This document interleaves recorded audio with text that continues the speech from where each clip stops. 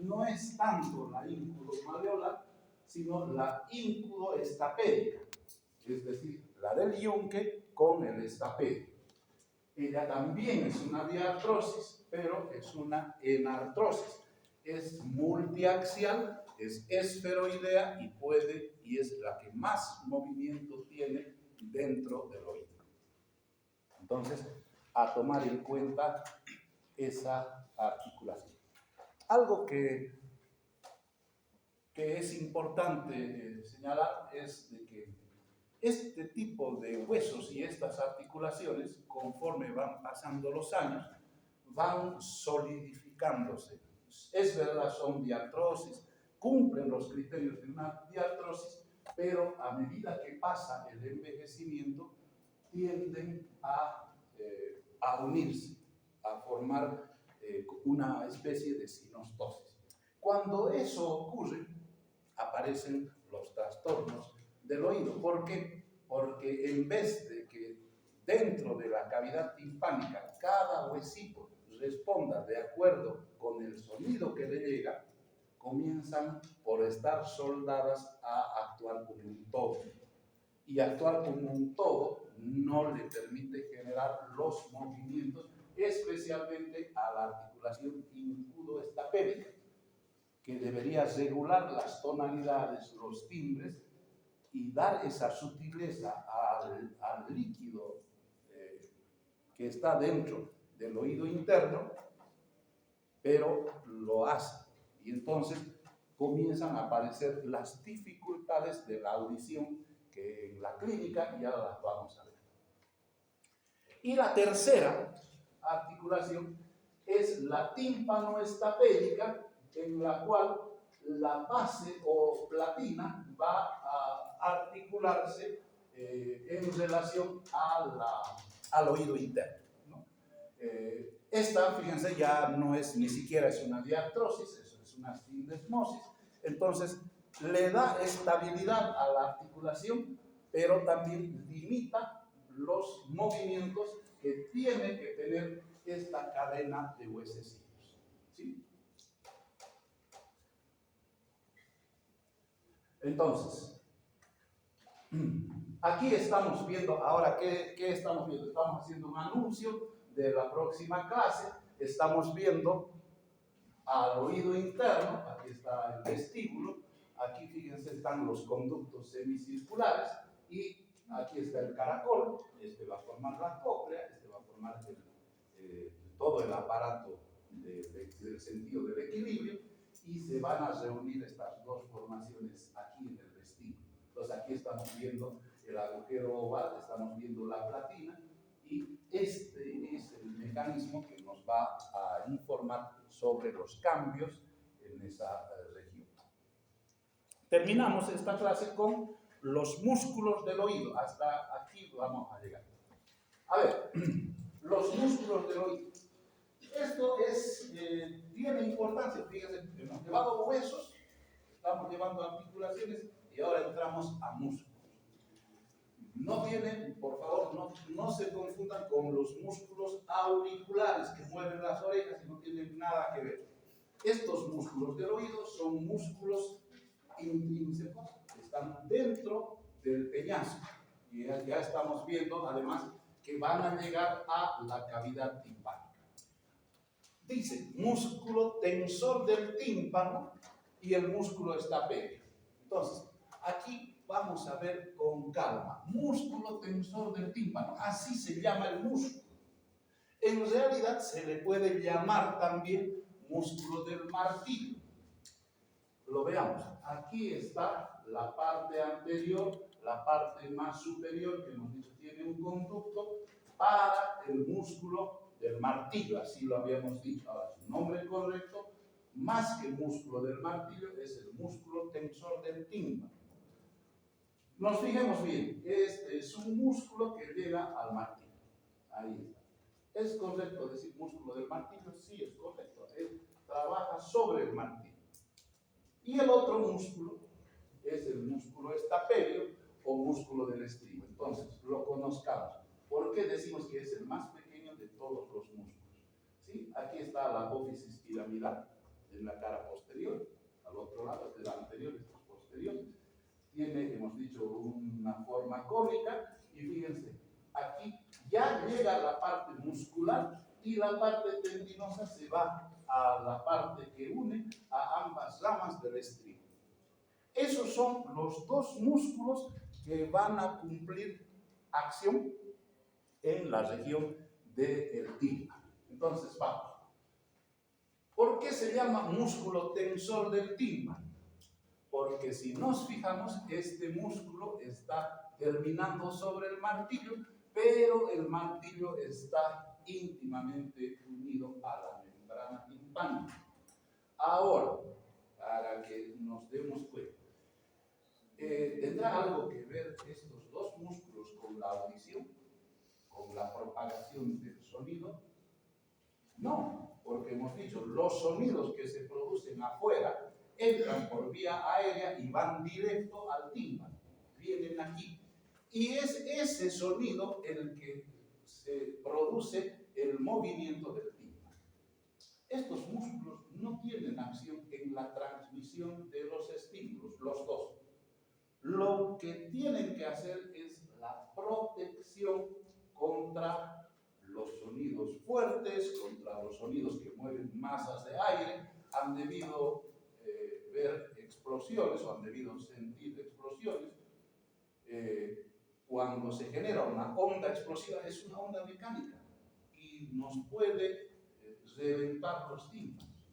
Cuando alguien va a disparar un artefacto, una pistola, siempre les recomiendan abrir la boca ligeramente para evitar, aparte del sonido, se produce una onda explosiva. Estos dos músculos tienen por función proteger al oído. No tienen nada que ver con el transporte de sonido, por si acaso. Ahora, vamos con el primero, con el músculo tensor del tímpano. Es alargado, lo estamos viendo lo largo que es. Está situado en su propio conducto óseo, en la pared anterior, etc. Ahí está. Se fija por un tendón al extremo superior del manubrio del martillo. Ahí está. ¿Sí? Esto es importante. Es inervado por el trigémino. Y si es inervado por el trigémino y es un músculo, ¿por cuál de las ramas del trigémino es inervado? Por la tercera, ¿sí? Es inervado por B3. Acuérdense que el trigémino, vamos a llevar pares craneales después, pero el trigémino es un nervio sensitivo, eminentemente sensitivo. Solamente tiene una pequeña ramita motora. ¿Para qué? Para los músculos de la masticación. ¿De acuerdo? Es el trigémino el que da la inervación motora a los músculos masticadores. Ahora vamos ampliando los conocimientos. Da inervación al temporal, inervación al macetero, los dos pterigoideos, y da un ramo al músculo tensor del tímpano. Ya. Entonces, eso es importante. ¿Por qué es importante? Porque el siguiente músculo es el músculo estapedio, es el músculo más pequeño de todos. Más pequeño que el anterior, fíjense, se aloja, se inserta en esta eminencia de la pared posterior que se llama eminencia piramidal. Y de ahí al cuello del estribo. Y fíjense, es inervado por el facial. El facial, ¿qué podemos decir del facial? Séptimo par craneal. Ese es un nervio exclusivamente motor. Solamente que habíamos dicho que da inervación a todos los músculos de la cara. Ya hemos terminado los músculos de la cara. Todos los músculos de la cara son inervados por el facial, más el músculo estapedio. ¿Ya? Entonces, ¿cuál es el problema que tienen estos dos? ¿Por qué es importante conocer? Primero, que no tienen la misma inervación. El facial puede lesionarse y aparece la parálisis facial. Si la parálisis facial ha comprometido la inervación de nervios intrapetrosos, entonces compromete también al estapedio. Y si el trastorno está en la rama motora del trigémino, va a afectar al tensor del tímpano. Entonces, veamos la acción. La acción, el primero, el tensor del tímpano tracciona el manubrio del martillo. Lo que va a mover entonces es este manubrio del martillo, ¿sí? Lo que impulsa la base del estribo que comprime el líquido del oído interno. Entonces, lo que quiere decir que cuando hay traumatismos fuertes que están llegando desde la región del tímpano, ¿sí? Entonces, lo que va a hacer es traccionar y separar al mango del martillo del sonido que está viniendo con alta presión.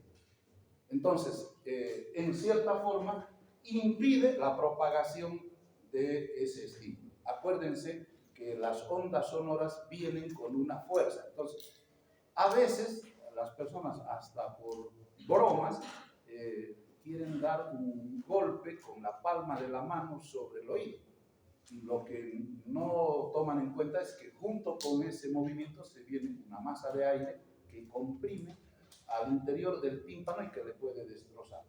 Una medida de precaución es este músculo que lo separa y lo aleja momentáneamente de esa zona de presión. Tiene esa masa de aire y se produce transitoriamente una pérdida de la audición. Por eso la relación que hay entre presión y audición. ¿Qué más?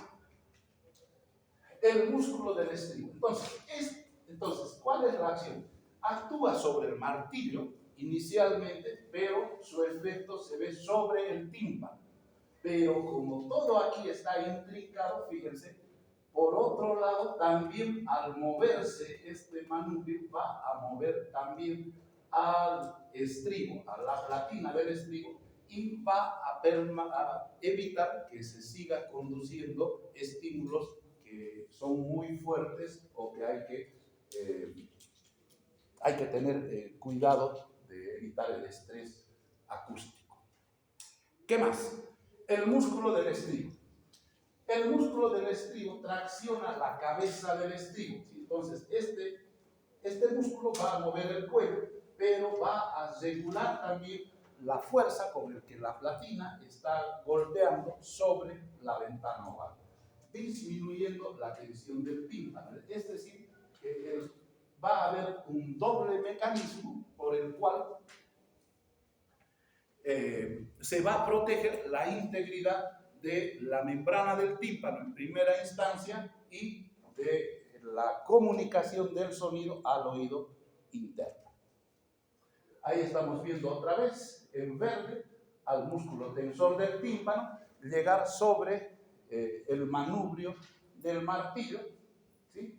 Y el músculo del estribo ahí en ese puntito luminoso que está mostrando su inserción en la apófisis piramidal. Ahí se puede ver igual a la llegada del tensor del tímpano y del estapedio llegar al cuello y a la parte más inferior de la cabeza. Algo que me olvidaba es señalar esto.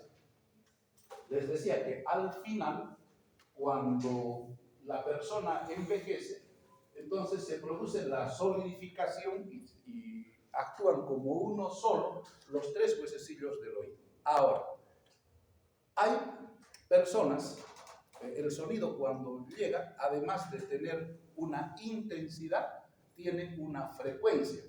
Y la frecuencia, se puede decir, es la diferenciación que nosotros podemos hacer entre sonidos graves, como las tubas, los trombones, y sonidos agudos o chillones. Cada uno de ellos es transportado o es identificado de manera diferente por los huesecillos del oído.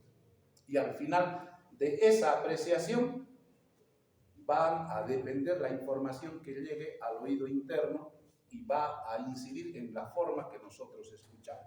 Fíjense, los sonidos graves son más difíciles de despertar la conducción y la contracción de la cadena de huesecillos.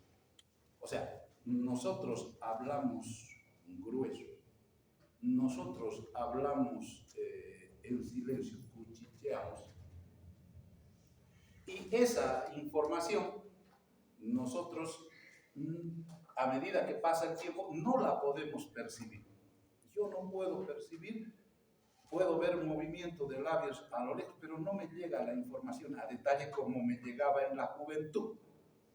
Si el sonido es agudo, son las mujeres las que están hablando, es el violín el que está sonando y no es el bajo, yo sí lo puedo escuchar, porque esa cadena de huesecillos está